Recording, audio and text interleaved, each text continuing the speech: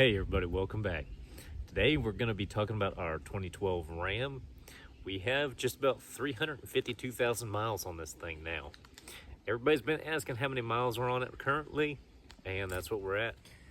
So this truck, 2012 Ram 1500 two-wheel drive Hemi, and we've had it pretty much since new. I think it had about 12,000 miles, was a year old when we got it. So we've had this truck a good amount of time, but we did get hit in the rear end, and when we got the check for the money, we went ahead, we swapped out to a 2500 front bumper. We did the two-tone silver on it. I just recently got these wheels as well, but we'll see what happens with these. I had some 12 wides on here for a while, but rock chips are real, so we went back to 10 wides.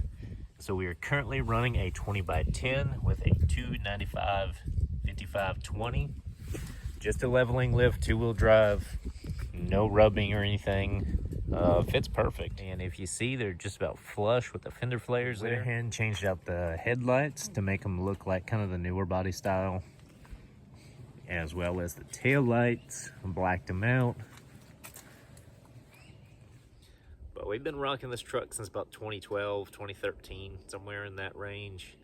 So it's been about 12 years, and most of it was done back then, like the window tint. So we're pretty much due for new window tint on there as well. It's not really bad, it's just starting to peel a little bit and starting to get kind of hazy. So we've done some things to it. We did the V6, the electric fan conversion. I did away with the clutch fan, the mechanical one. The electric fan works way better, keeps it a lot cooler, and you got a lot more room in the engine compartment. So as you can see, it's pretty dirty. Our little shroud cover here got cracked, but we got the electric fan. It just plugs right into the factory on a 2012. But you can see all that room there to work on it. Makes life easy. I still have factory intake on it.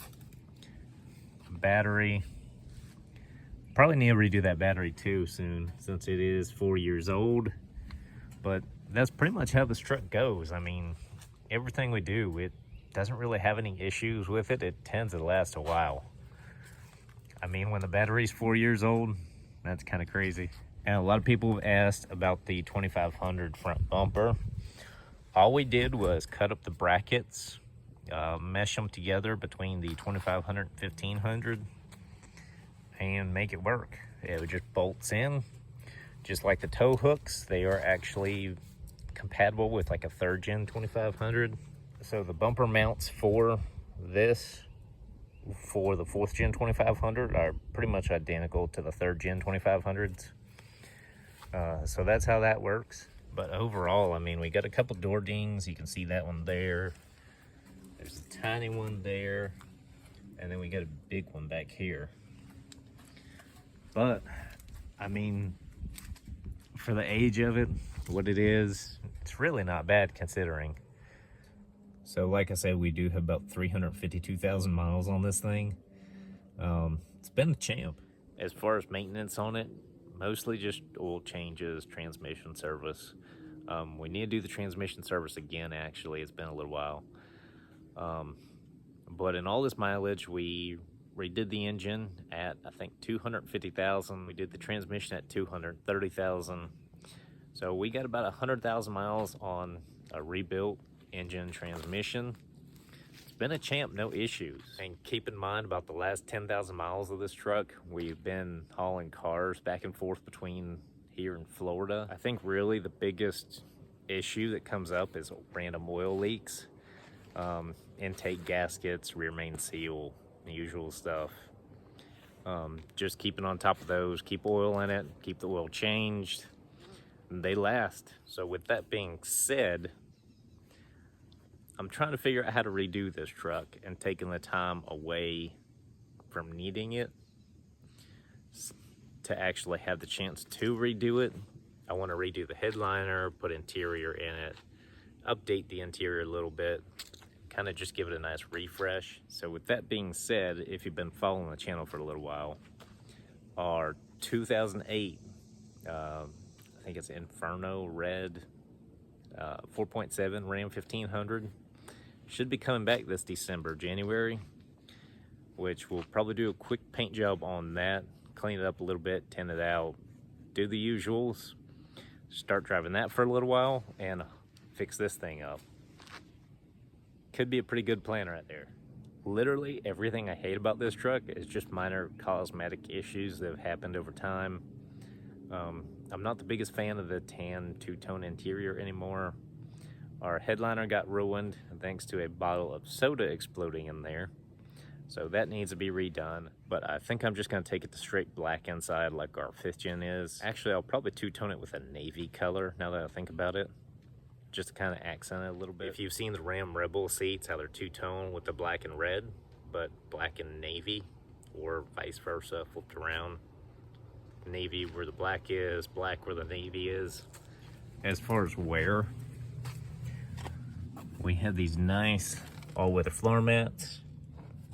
Keep our usual stuff pretty clean against the red Georgia clay. The only real wear is our driver's seat here. Tore a little bit, so we stitched it back with some thread and kept on going.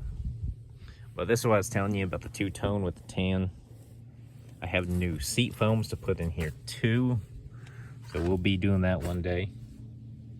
But overall, I mean, you can see it's pretty well used as a work truck. And I don't know if you can, yeah, there you can see the headliner is pretty tore up. Also, our back bumper's dented in pretty good.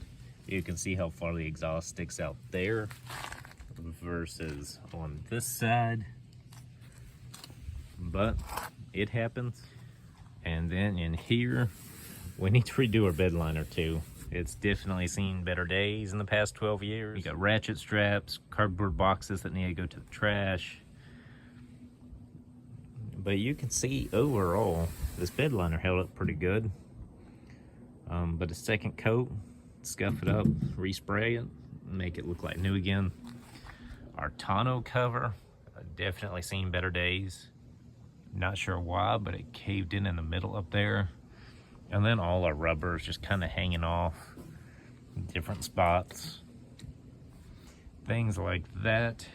So we'll probably get a new tonneau cover to put on here. Oh yeah, Rock Auto Parts boxes. Shout out to them. We use them quite a bit.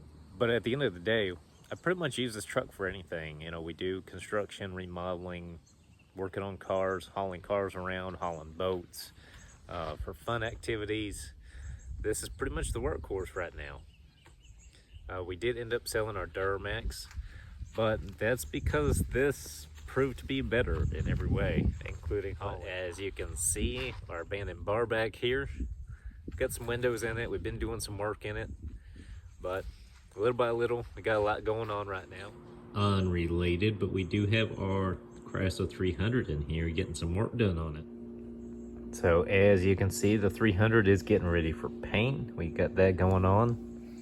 So it's been a strange few months, but we can't get rid of the truck. Even though it has so many miles on it, it's old. It's just too reliable. Like, for example, we're getting ready to road trip this thing back to Florida again. The only downside to this is it's time to upgrade, but I really don't want to. We're probably just gonna spend like $1,500, go back through the Ram, touch up paint, do some interior in it, call it a day. So if you've been looking for a Ram, definitely get one. I have no complaints about this truck. It's been great. You know, if you're slightly mechanically inclined and you can just keep up with the maintenance on it, perfect.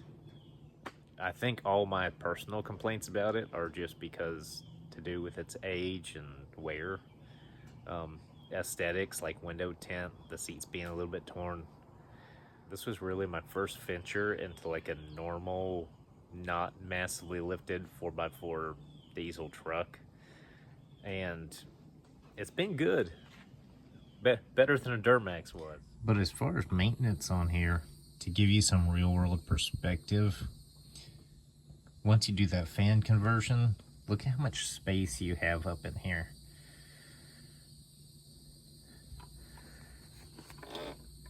Then another perk, to get your oil pan off, they have this bracket that unbolts. So you don't have to lift the motor up, it just drops right out. Transmission pan right there, easy to access.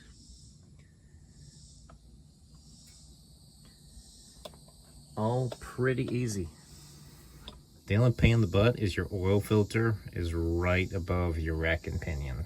So when you pull the oil filter, it goes directly onto there. But then there's always those people that are like, well, why'd you lift a two-wheel drive truck, this and that? It's only a leveling lift. We didn't get it that serious.